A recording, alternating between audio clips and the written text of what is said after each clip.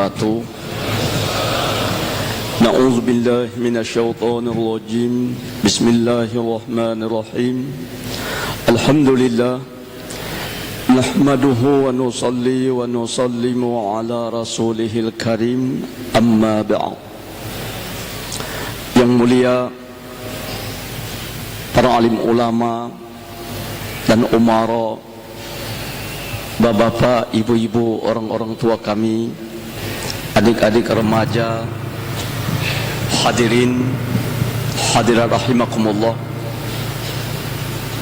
Kita lanjutkan mudzakarah kita.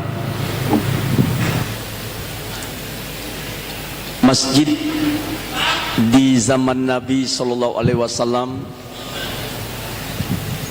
jika kita bandingkan dengan masjid-masjid di zaman kita sekarang ini, Masya Allah, lebih besar, megah, fasilitas serba lengkap, mewah adalah masjid di zaman kita ini. Masjid Nabawi dibangun di awal sangat sederhana, lantainya tanah, batang-batang kurma dipancakkan sebagai tiang, pelepah kurma menyanggah atap, dedaunan kurma dibuat menjadi atap. Kalau hujan, Nabi dengan sahabat ketika angkat kepala bangkit dari sujud, maka di kening mereka mengikut lumpur pasir dan tidak ada lampu. Lampu baru dihidupkan di Masjidun Nabawi pada tahun ke-9 Hijriah oleh Tamim Ad-Dari radhiyallahu an. Beliau seorang mantan pendeta Kristen yang masuk Islam, dan beliaulah yang mengusulkan kepada Nabi sallallahu alaihi wasallam agar dipasang lampu di Masjidun Nabawi pada tahun ke-9 Hijriah. Namun jumlah umat Islam yang sudah akil balik dapat dilihat dengan banyaknya orang yang beribadat menghidupkan amalan masjid di dalamnya.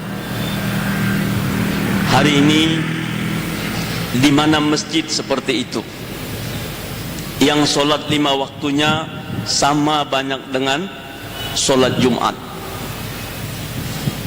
Hadirin rahimakumullah, sebahagian saudara kita masih solat di mana suka, jam berapa mau.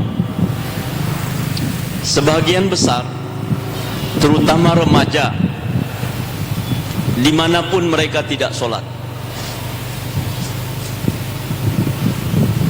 As-salatu imaduddin, faman aqamaha faqad aqamaddin, wa man tarakaha faqad hadamaddin. Solat ni tiang agama. Siapa tegakkan solat, tegakkan agama.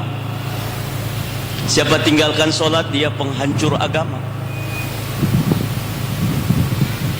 Kalau orang solat tidak di masjid, tidak di awal waktu, ibarat bangunan, tiangnya ada tapi tidak kokoh, tidak kuat.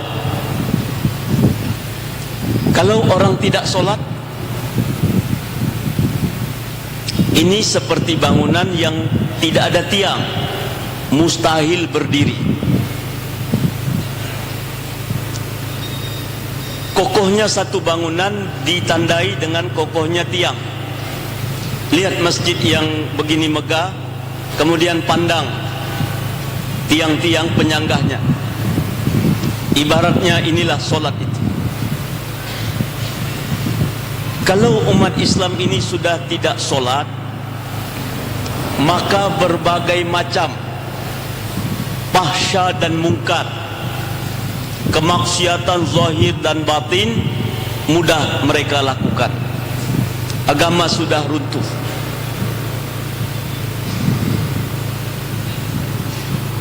Lantas apa yang harus kita buat? menghadapi kerusakan umat ini.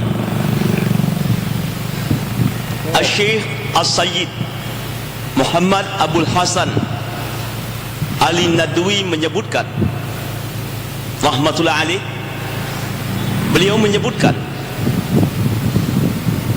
kejahilan yang terjadi di zaman sekarang ini lebih mengerikan dari jahiliyah yang terjadi di awal Nabi menegakkan Islam.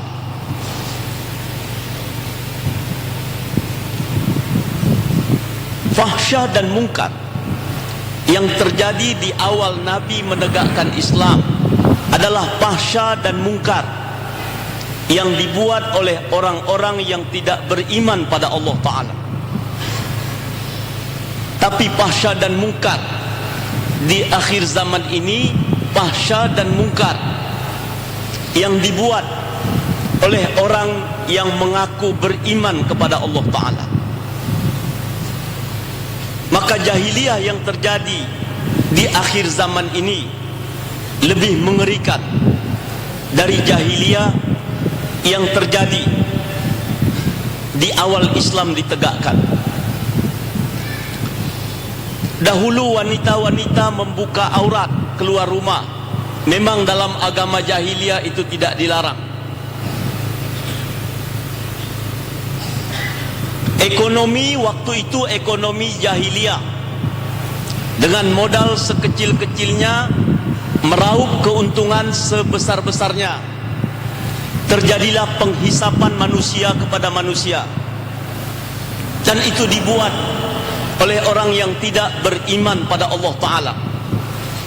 Hari ini orang yang mengaku beriman pada Allah juga menjalankan muamalat dengan cara jahiliyah.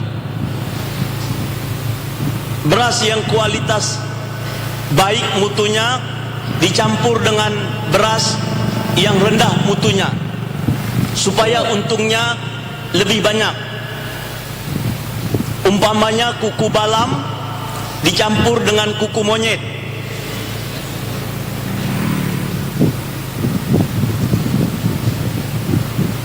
Pewarna makanan yang segianya zat untuk pewarna makanan, mereka gunakan zat pewarna untuk cat, bikin kecap, bikin sirup. Dan ini pengusaha-pengusaha yang mengaku beriman pada Allah. Harganya murah, untungnya banyak.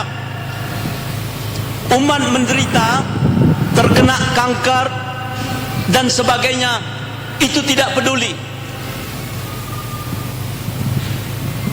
Dahulu mereka berbuat syirik, tidak beriman pada Allah. Sekarang orang berbuat syirik, dia mengaku beriman pada Allah. Jahiliyah yang terjadi hari ini lebih mengerikan dari jahiliyah yang terjadi di awal Islam ditegakkan. Lantas apa yang harus kita buat? Kita katakan tadi, Nabi SAW adalah imamul ummah, uswatun hasanah dalam seluruh aspek. Apa yang Nabi buat di zaman jahiliyah dahulu, itu yang kita buat hari ini.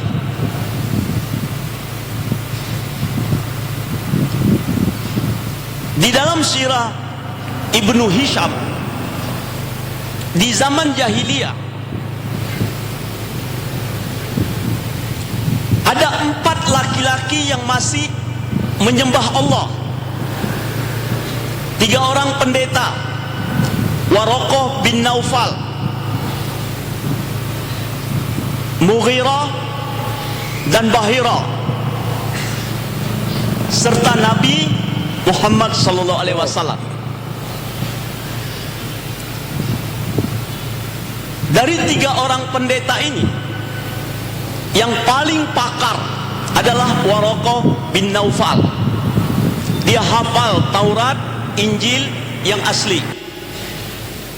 Dan 3 orang pendeta ini tahu bahwa berhala bukan Tuhan, tahu ekonomi yang sedang berjalan bukan ekonomi yang dibawa oleh Rasul terdahulu. Konsep sosial, budaya, politik, pertahanan, pergaulan, semua sudah di luar konsep yang diatur Allah melalui Rasulnya. Mereka tahu, tapi mereka diam. Yang risau atas perkara ini hanya Nabi Muhammad SAW. Beliau masuk dalam gua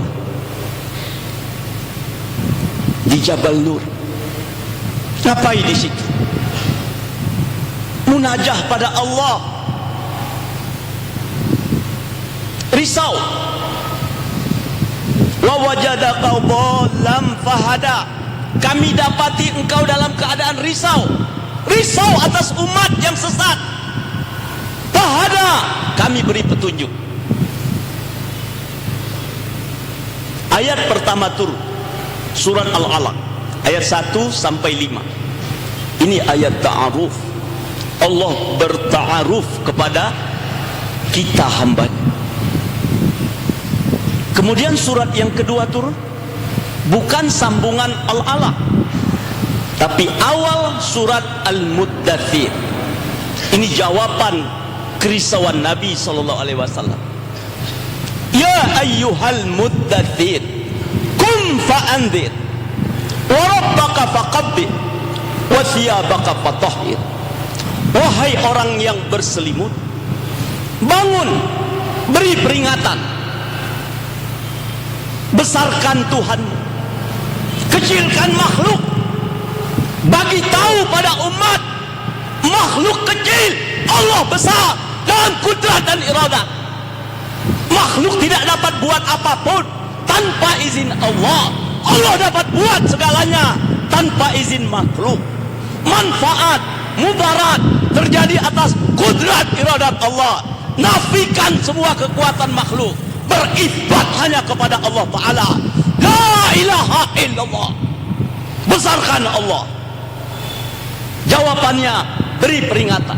Menyelesaikan masalah umat jahiliyah ini, beri peringatan. Jahiliyah waktu itu, Masya Allah, Ka'bah masih ada. Di musim haji, orang datang dari kawasan dekat dan jauh, laksanakan haji, haji jahiliyah. Na'udzubillah min zalik. Di dalam kitab Tafsir Sawi, mereka tawaf dalam keadaan bugil telanjang bulat tanpa sehelai benang. Kaum lelaki tawafnya siang, selepas tawaf pakai baju lagi.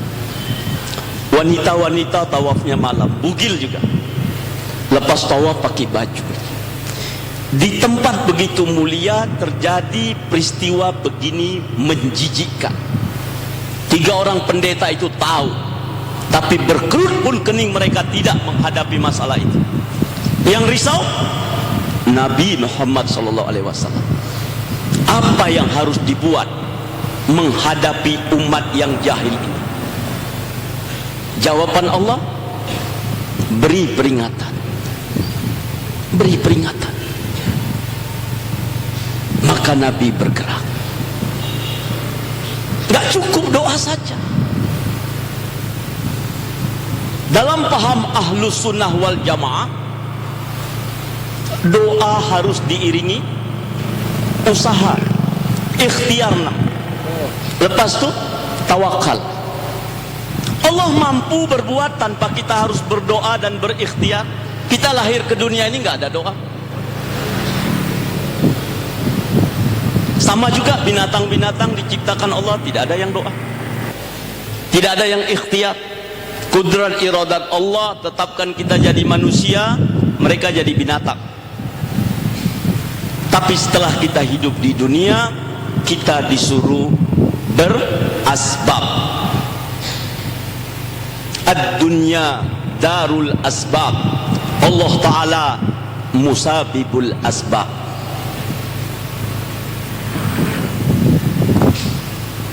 Haus, doa, ya Allah hilangkan hausku. Ikhtiarnya minum. Lapar, doa, ya Allah luntuan lapar. Usahanya makan. Lelah, doa, usahanya istirahat. Ngantuk, doa, usahanya tidur. Pengen punya anak, doa, usahanya nikah. Ini pasangan. Kalau ada orang berdoa tanpa usaha, ini bukan doa, baca doa. Bukan dia aja doa, semua orang asal dijumpai disuruh doa. Mana-mana dia tahu ada ulama, ada wali-wali Allah, dia datang minta doa. Tolong syekh, tolong tengku, buya, doakan saya punya anak. Saya pengen kali punya anak. Setahun, 2 tahun jumpa dengan seorang wali-wali yang mendoakan dia. Sudah lahir anak? Belum. Tapi saya doa tiap malam untuk kamu. Kata orang itu, doalah lagi, jangan putus asa. Saya udah kepengen kali. Setengah tahun berikutnya jumpa lagi, udah lahir. Belum tengku. Kata wali Allah tu, coba kamu periksa istri kamu, jangan-jangan mandul. Dia bilang, saya tidak punya istri. Gimana kamu ini? Minta punya anak, tapi tidak mau punya istri. Nah sekarang Nabi risau. Macam mana agama yang hak itu wujud? Doa.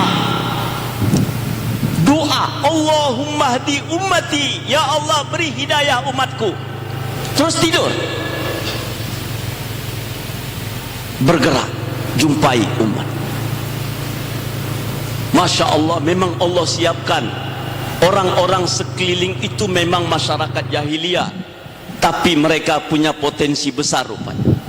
Di situ diletakkan Allah manusia-manusia terbaik. Lelaki pertama yang ucap syahadatain adalah Sayyidina Abu Bakar As-Siddiq radhiyallahu anhu. Begitu ucap syahadatain, begitu paham, langsung gerak, seorang diri, tidak menunggu banyak orang, sembunyi-sembunyi. Dia bawa ke depan Nabi, 4 orang memeluk Islam. Besok dia gerak lagi, dia bawa 5 orang memeluk Islam. Masya Allah, 2 hari beliau bergerak dan berdoa, 9 orang selamat dari neraka Allah Ta'ala. Mereka adalah Utsman bin Affan radhiyallahu anhu, Utsman bin Mas'ud radhiyallahu anhu, Sa'ad bin Abi Waqqas radhiyallahu anhu, Abdurrahman bin Auf radhiyallahu anhu, Zubair radhiyallahu anhu, Talha radhiyallahu anhu, Ubaidillah radhiyallahu anhu, Arkam bin Abil Arkam radhiyallahu anhu, Abu Salamah bin Abil Asad radhiyallahu anhu. 10 dengan Abu Bakar As-Siddiq radhiyallahu anhu dibina di rumah Arkam bin Abil Arkam. Bagaimana mereka menjadi hamba-hamba Allah yang taat mengamalkan agama mi'ah bil mi'ah, 100%, dan mau bergerak mengingatkan umat, mau bergerak menyampaikan agama yang hak kepada masyarakat jahiliyah waktu itu. Enggak tunggu Nabi wafat. Wanita macam ini juga. Wanita yang pertama beriman adalah istrinya Khadijatul Kubra radhiyallahu anha. Beliau pun paham, agama bukan untuk diri sendiri, agama harus sampai ke merata-merata umat. Agama juga miliknya kaum wanita, agama bukan untuk kaum lelaki saja. Dia bergerak sembunyi-sembunyi. Ummu Syarik radhiyallahu anha mendapat hidayah. Ummu Syarik paham. Dia bergerak lagi. dia berhasil membujuk adik kandung Umar yang ketika itu belum memeluk Islam, namanya Fatimah binti Khattab. Fatimah binti Khattab radhiyallahu anha memeluk Islam. Dia membujuk suaminya Zaid. Zaid radhiyallahu anhu memeluk Islam. Fatimah bersama Zaid radhiyallahu anhu menjadi asbab keislaman abang mereka Umar bin Khattab radhiyallahu anhu. Macam ini cantiknya kerja waktu itu. Nabi masih hidup, mereka gerak. Nabi wafat, mereka lagi gerak. Mereka paham kekuatan agama ada dalam amal dan dakwah. Ditinggal dakwah, berhenti ibadat. Bila ibadat berhenti, Islam hancur. Dahulu mereka punya pengalaman ketika kafir-kafir Quraisy datang menawarkan tawaran-tawaran empuk dunia pada Nabi agar Nabi tinggalkan dakwah. Masa Nabi pergi dakwah, kafir-kafir Quraisy pernah datang menjumpai Abu Thalib. Beliau orang tua yang disegani, pemegang kunci Ka'bah. Wahai orang tua yang mulia, pemegang kunci Ka'bah, nanti kalau anak saudaramu itu pulang, maksudnya Rasulullah sallallahu alaihi wasallam, sampaikan pesan kami. Kalau dia ingin kedudukan, kami angkat jadi raja seumur hidup. Kalau dia ingin harta, kami kumpulkan harta. Tidak usah buat asbab, tidak usah kerja, tidak usah dagang, tidak usah tani, hingga dia jadi orang paling kaya di kota ini. Kalau dia ingin wanita, kami serahkan anak-anak gadis kami, berapa banyak dia mau. Kami minta satu, jangan ajak-ajak orang. Tak usah dia bergerak-gerak ke sana kemari, tak usah ketuk-ketuk pintu rumah orang. Mereka lihat tidak ada lorong gang yang tidak dilalui Nabi untuk agama ini. Tidak ada orang yang tidak didatangi Nabi. Ini sumber kekuatan. Ketika Nabi pulang dakwah, Abu Thalib sampaikan, ini pelajaran buat kita. Tadi pemuka-pemuka Quraisy datang, mereka tawarkan begini, apa pendapatmu? Nabi SAW katakan, Pak, katakan sama mereka, andai kata mereka letakkan matahari dan bulan di kanan kiri tanganku ini untuk kutinggalkan kerja ini, aku tidak akan tinggalkan. Aku akan gerak terus sampai Islam tegak, atau aku mati gara-gara kerja ini. Allahu Akbar. Nabi tidak berhasil mereka pujuk. Sifat mulia Anbiya wal mursalin alaihimus salatu wassalam, siddiq, amanah, fatona, tabligh. Kita fikir bersama, apa jadinya? Apa jadinya kalau Nabi akhir zaman tidak tabligh? Siapa yang kita sembah sekarang? Mungkin sebagian kita sembah kayu, batu, dan lain-lain, Tuhan-Tuhan palsu. Jangan kita, generasi awalin, orang-orang di sekitar Nabi, Abu Bakar As-Siddiq radhiyallahu an, teman dagang ke negeri Syam, Khadijatul Kubra radhiyallahu anha, istri setia yang tidur seranjang, Ali karamallahu wajhaha, anak kecil yang keluar masuk di rumah itu, naudzubillah tsumma naudzubillah, semua mati kafir. Habis Nabi gak ajak. Nabi cuma pikir diri sendiri, gak peduli sama orang, gak peduli sama keluarga. Umur 63 tahun baginda Rasul wafat. Ketika jasadnya dikebumikan, Islam terkubur buat selama-lama. Bahayanya bila dakwah ditinggal. Ad-dakwah amalun fardun qabla fardin. Dakwah adalah amal fardu sebelum fardu. Solat 5 waktu fardu. Jatuh fardunya Pajan bila akil balik. menyuruh sholat, ini dakwah. Jatuh fardunya kapan? Umur 7 tahun. Suruh anakmu sholat pada usia 7 tahun. 7 tahun belum wajib sholat, tapi ayah ibunya sudah berkewajiban menyuruh anaknya sholat. Berdosa sepasang suami istri, anaknya sudah 8 tahun belum disuruhnya sholat. Apa dosa orang tua itu? Meninggalkan dakwah. Hari ini jahiliyah modern itu muncul lagi. Kita buat apa yang Nabi buat dulu. Imam Malik rahmatullah alaih katakan, la yusliha akhirah hadihil ummah illa ma aslaha awalu. Tidak akan menjadi baik umat akhir zaman ini kecuali ikut perbaikan generasi awalin, yakni Nabi bersama sahabat ridwanullahu anhum ajma'in. Dari perut-perut orang kafir lahir anak-anak taat pada Allah bila kerja dakwah dibuat. Sebaliknya, bila kerja dakwah ditinggal, dari rumah-rumah orang taat muncul anak-anak bejat menentang agama. Tuan contohkan, di dalam satu rumah tangga, sepasang suami istri luar biasa taatnya mengamalkan agama, tapi mereka tidak sampaikan agama pada anak. Dari kecil anak-anak dibiarkan hidup tanpa suasana agama. Berapa lama orang-orang tua yang taat itu hidup? 60-70 tahun wafat. Ketika mayatnya diangkat keluar rumah, agama ikut keluar juga. Anak-anak membesar tanpa suasana agama. Yang laki jadi lajang, yang perempuan gadis.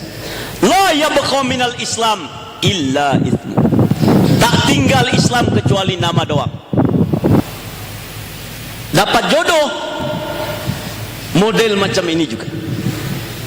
Hasil pertemuan dua jenis kelamin ini lahir generasi ketiga, Nanji Cuco. Cucu ini hancur Islamnya sehancur-hancurnya. Kenapa hancur? Karena mak bapak dia tidak amal Islam. Apa sebab ini terjadi? Kakek dan neneknya tidak sampaikan Islam di rumah itu. Kalau setiap rumah tangga seperti ini modelnya, hancur lebur Islam di sana pada kurun generasi yang ketiga tanpa campur tangan orang kafir. Al-Islam mahjubum bil muslimin. Islam itu dirusak oleh umat Islam itu sendiri. Cara yang paling cepat merusaknya, tinggalkan dakwah. Gak usah peduli sama orang, gak usah peduli sama keluarga, gak usah peduli sama masyarakat, gak usah peduli sama umat. Hancurlah Islam.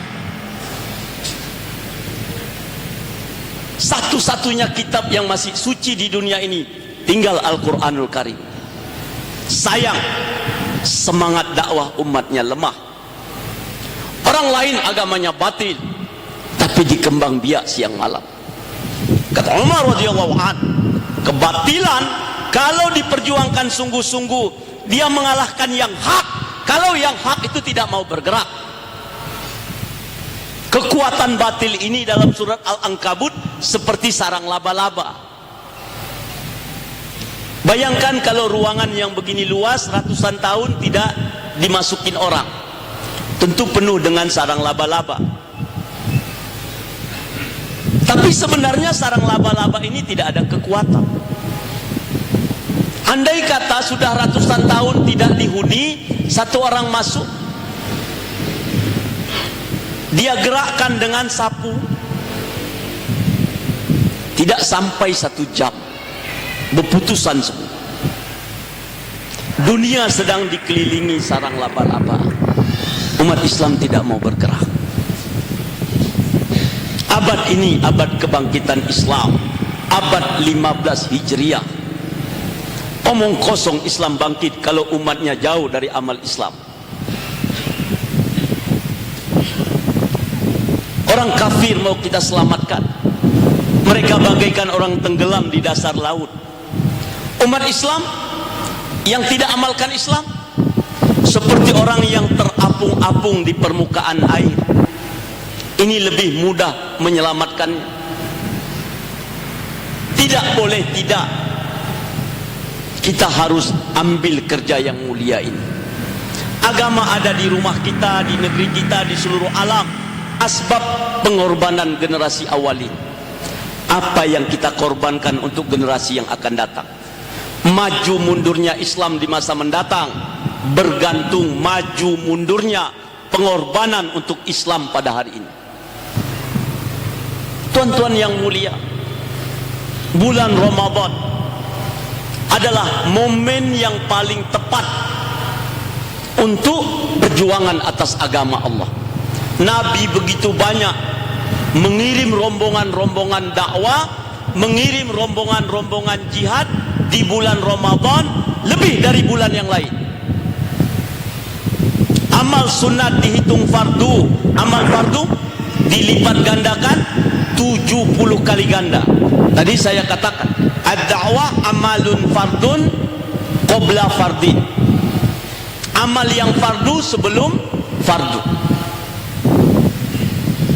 Kalau kita di bulan Ramadan bergerak ke kawasan dekat dan jauh untuk mendakwahkan agama, jadi tenaga sukarelawan dakwah, kita korbankan 1 bulan, seolah-olah kita berkorban 70 bulan.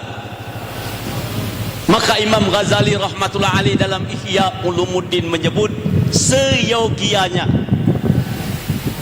Pak Tani tidak pergi sawah ladang di bulan Ramadan, para pedagang tidak membuka kedai di bulan Ramadan, para majikan meliburkan buruh-buruh di bulan Ramadan. Cari 11 bulan untuk 1 bulan.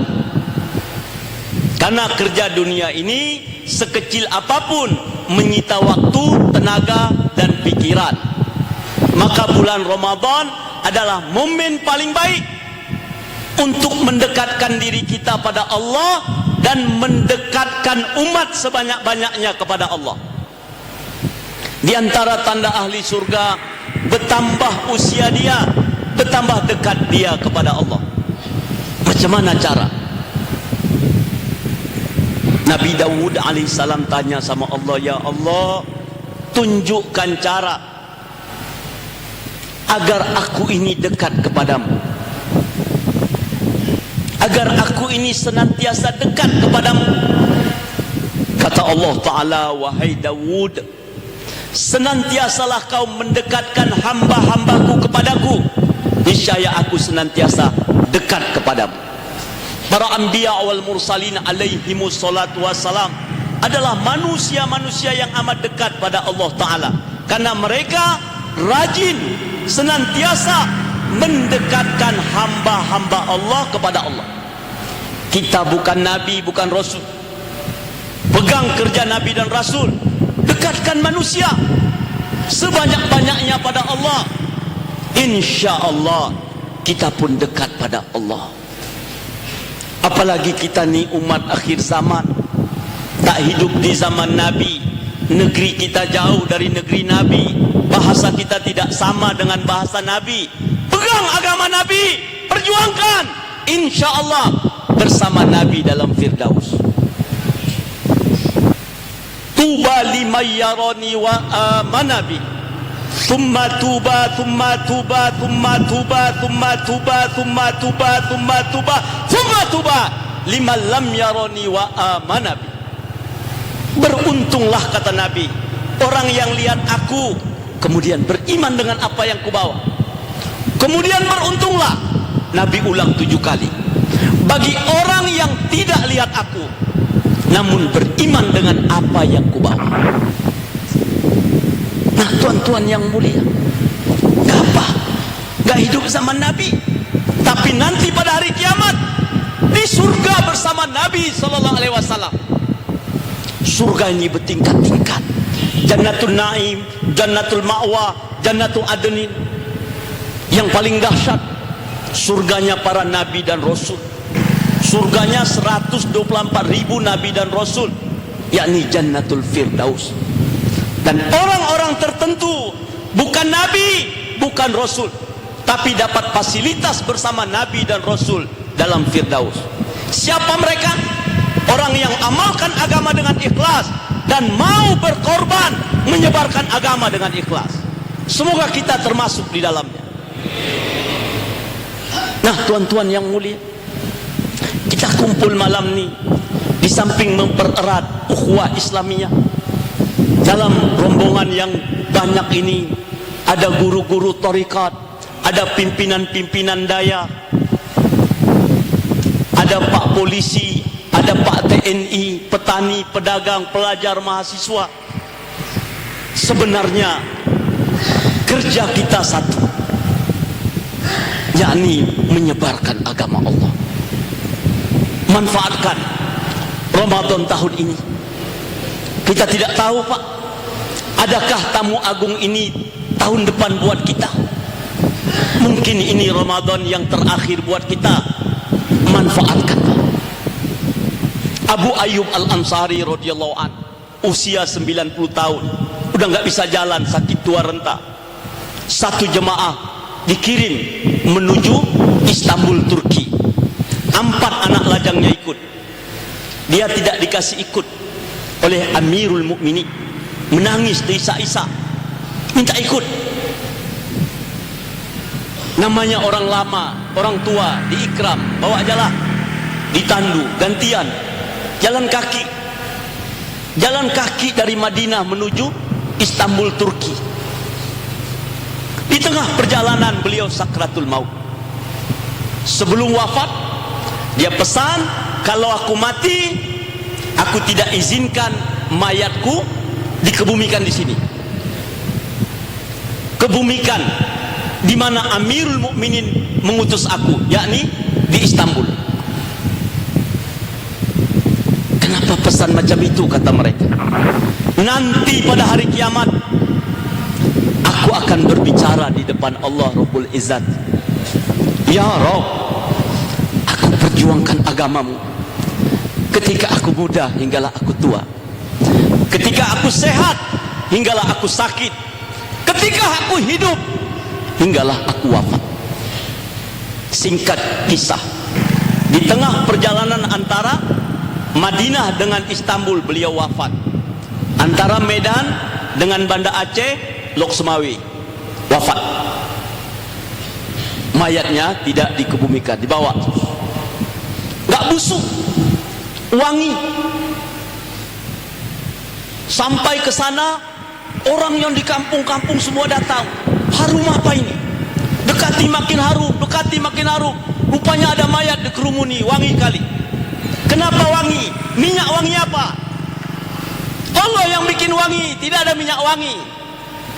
Beginilah orang beriman yang memperjuangkan agama. Di dunia dan di akhirat dijaga Allah, jasadnya dimuliakan Allah. Kami ini orang Islam, utusan Nabi SAW, utusan Amirul Mukminin, mengajak kalian semua ke dalam Islam. Masya Allah, ribu-ribu orang Turki memeluk Islam. Lihat jasad Abu Ayyub Al-Ansari radhiyallahu anhu. Jasadnya pun menjadi asbab hidayah. Maka bapak-bapak yang mulia, lapangkan masa. Ibu-ibu, dorong suami-suami ibu-ibu, wanita-wanita yang sabar ditinggal suami untuk memperjuangkan agama Allah. Nabi katakan 500 tahun lebih dulu masuk surga dari sang suami. Wajahnya dicantikkan Allah 80 kali lipat dari bidadari surga. Dia dijadikan Allah ratunya para bidadari. Semua bidadari takjub, terperanjat. Lihat wanita soleha yang mau berkorban demi tegak tersebarnya agama Allah Ta'ala. Semoga ibu-ibu yang mulia menjadi Khadijah Kubra di abad 15 Hijriah ini. Nah, bapak-bapak yang mulia, kita bukan sekedar mau dengar tausiah kemudian bubar. Kita buat tabligh akbar ini seperti di zaman Nabi. lepas tablik akbar, mereka para sahabat menyebar agama kemana-mana. Hari ini di mana-mana tablik akbar dibuat, tapi kebanyakan selesai tablik akbar bubar ke rumah masing-masing. Kita mau selesai tablik akbar kita menyebar agama. InsyaAllah tuan-tuan bersedia.